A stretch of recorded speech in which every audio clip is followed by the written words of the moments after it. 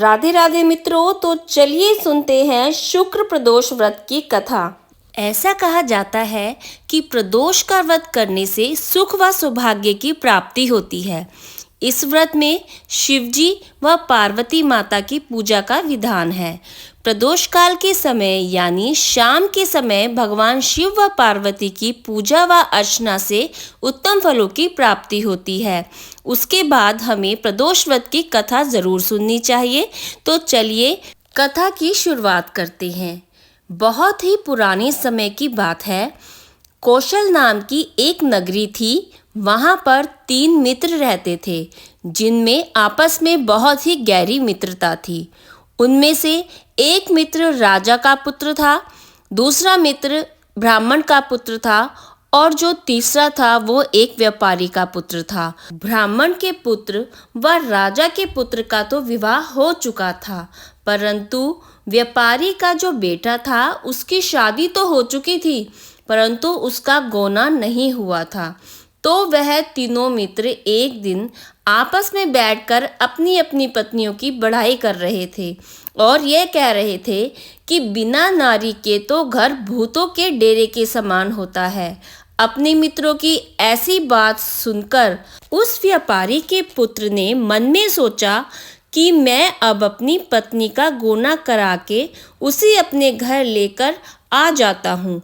यह बात सोचते सोचते वह अपने घर को गया और अपने माता पिता से अपने मन की बात कही।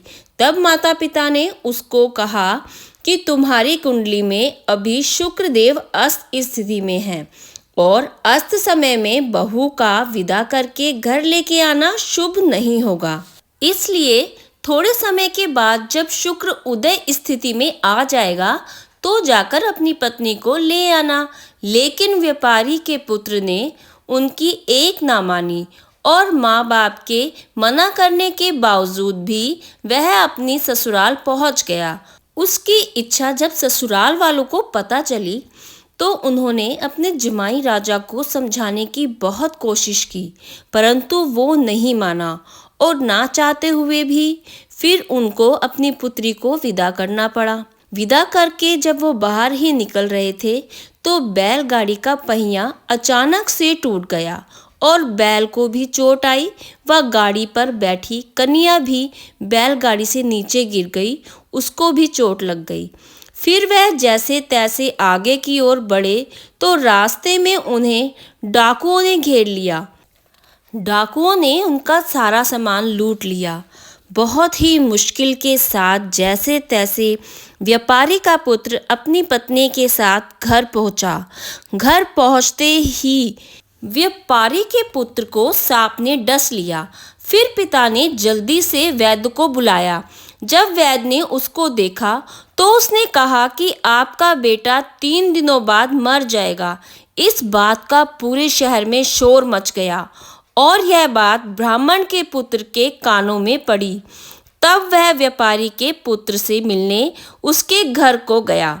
तब ब्राह्मण के पुत्र ने कहा कि आप इसको इसके पत्नी के साथ दोबारा से ससुराल भेज दो। ब्राह्मण के पुत्र ने बताया कि आपका पुत्र शुक्र अस्त में अपनी पत्नी को विदा करके घर पर लेकर आया है, इसीलिए यह सभी बाधाएं आ रही हैं। ऐसे में अगर दोबारा वह वहां पहुंच जाएगा तो यह बच जाएगा।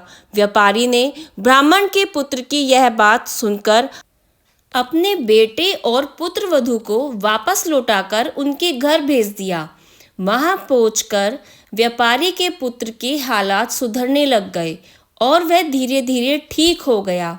तो इसीलिए कहा जाता है कि सही मुहूर्त का इंतजार करना चाहिए, नहीं तो कार्य में बाधा आ जाती है और हमें परेशानियों का सामना करना पड़ता है।